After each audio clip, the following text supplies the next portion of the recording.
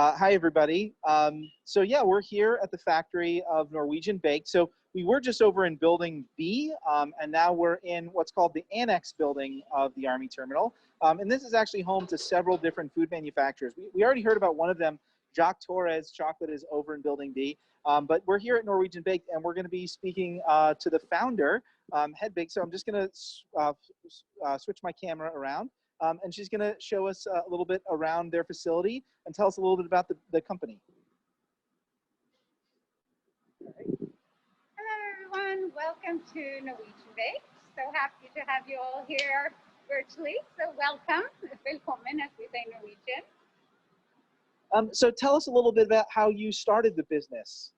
So I started Norwegian Bake about 4.5 years ago. I was home in Norway for summer vacation with the family, and my aunt was baking Norwegian knekkebrød, and it smelled so delicious. Went down to her house and got to taste it, and during that summer I was completely hooked.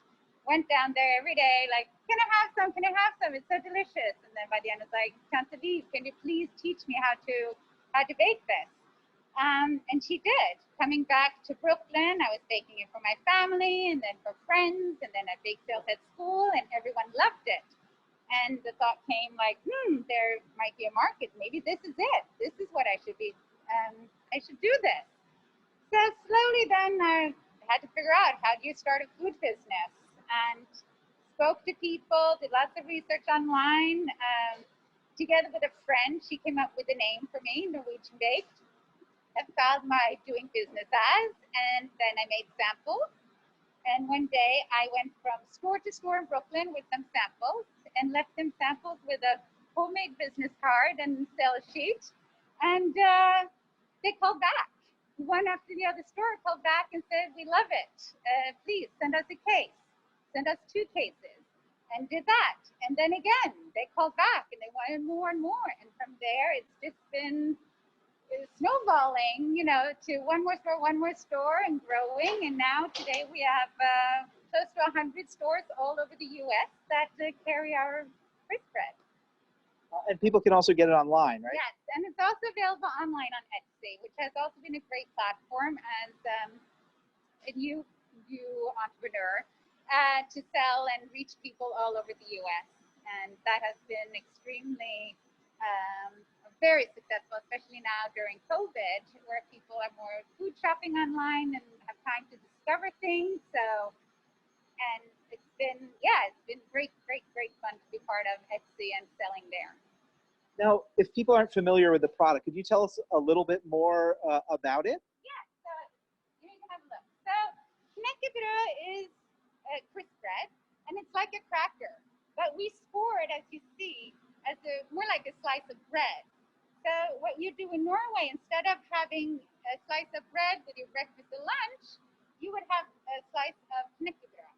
And on that, you will put your topping. In Norway, we love our open-faced sandwiches, and we love also everything that's more hearty, nutritious, full of fiber, and so on. So we have then the knekkebrød, which is based on rye flour and oats and oat bran. Have lots of good fiber there, and then you have the addition of lots of nutrients rich seeds.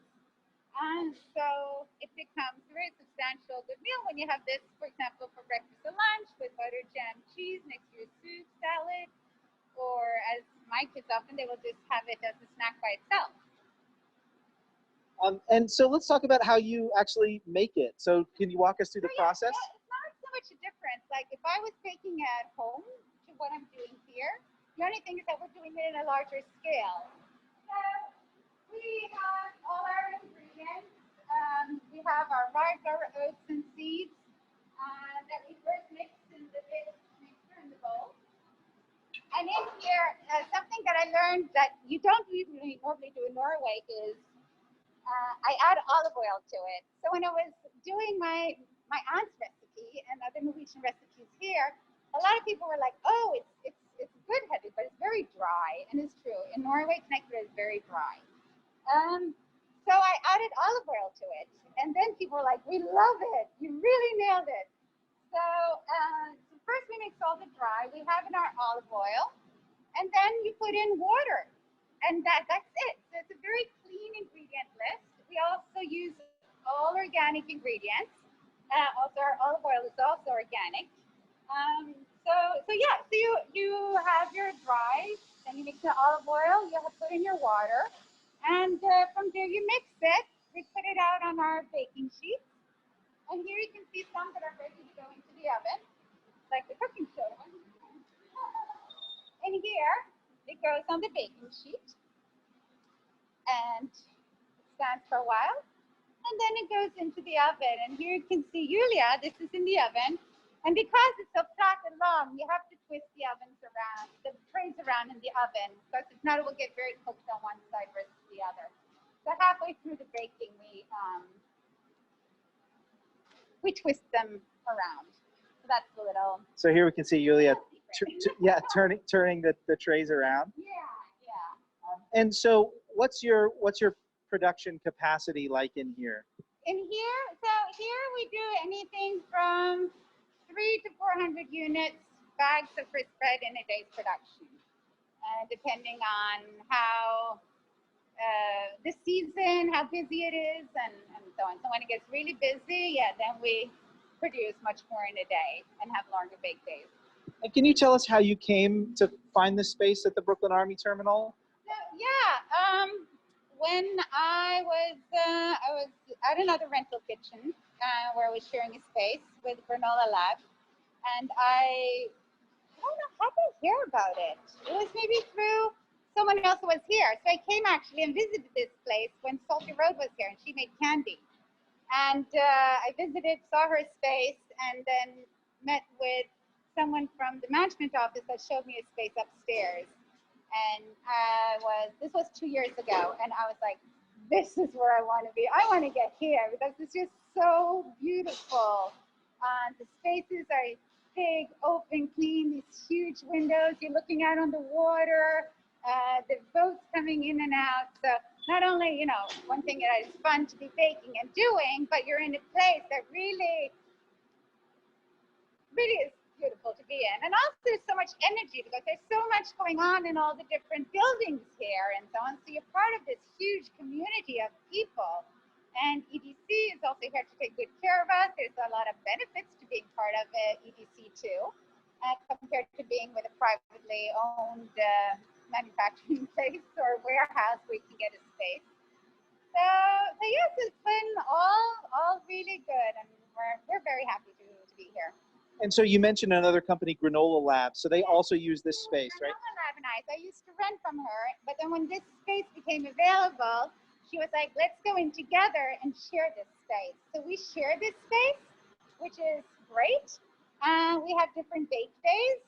And so I have my bake days and she has her bake days. So if I need more, she needs more, we're flexible with each other and so on. So far we've been a year together here, and it's been a great partner roommateship, you call it that. That's great. And how many people, work here when you're at, full capacity? So today we're 3. We have Julia and Noel. Brendan is not feeling well today, so he's home.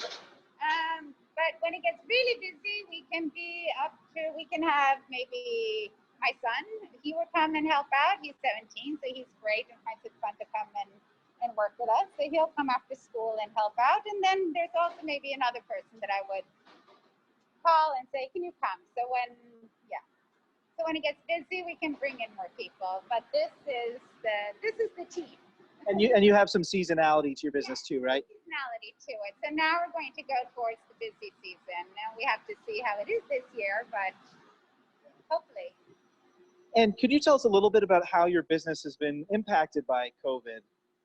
So we've been impacted, but not as severely as many other people. We have been very, very fortunate in the sense that people still want to eat our crisp bread. So if they couldn't go to the store and get it, or if their store closed down where they were getting it, they then came to Etsy and then bought it online. So a little bit sales went down for stores. Some stores has gone down more than others than what they usually order, but some stores are ordering more because they have redone their business model and it's working very well for them. But basically also has saved us when a lot of the bigger stores that we no longer working with because they're out of business is Etsy. All the people that are in love with going on Etsy or were in love with our crisp bread went to Etsy to find it and buy it. So sales on Etsy for me has gone up like 500-600%. And the fun thing with being on Etsy now is like all these people I didn't have contact with because they would go and buy at the store. But now I'm selling directly to them, and I often write a little note on the invoice, and then they will write a note back to me with the order. So now suddenly we have this exchange going forth and back, and like, you know, they write to me like, "Hope you're doing well. How are your children? How is it for the children to be back in school? How are you juggling it?" And I will write a little note back to them, and how are you doing? And then, yeah, so it's very fun that way. But again, that's, you know, an added benefit of the Etsy experience, which is, though we're under this cloud of COVID and sadness, there's like all these like beautiful little things that are happening too. That's great. So having that kind of diverse customer base and with stores and being online has been important. And also we're having a lot of our stores, we're not in the big supermarket chains, we're all in small independently owned specialty food stores all over the US. So we're working very closely with them and getting the food out, getting our crisp bread to them and so on. And I know all the New York stores are listed on your website. What if people don't live in New York? How can they find your product? We have a website, norwegianbake.com, and under there is where to find. And there you find a list of stores in Brooklyn and Manhattan or all over the US. We have stores in San Francisco, in Austin, Texas, up in Minneapolis. It's like, yeah, it's all over. So you can find a place there or go to Etsy and find us there. And if you're in Brooklyn, you know, you can go and visit Hiller and Moon, Green Brick Provisions, Shelsky's, Sahadi's. Everyone loves Sahadi's. In the city, there's Lifetime, Shalom Weber. There's lots of delicious, beautiful stores to go and find crisp bread ice. Great. Well, I'm also a huge fan. So thank you so much for joining us. Before we cut away, Cindy, were there any questions that we missed that people have for Hedvig? Nope. I think we covered all the questions, unless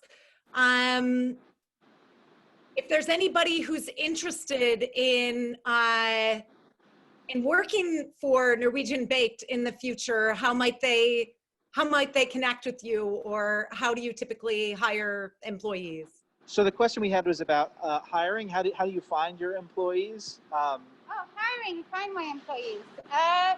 Noelle was through another friend who had a food business, and she was transitioning to a co-packer.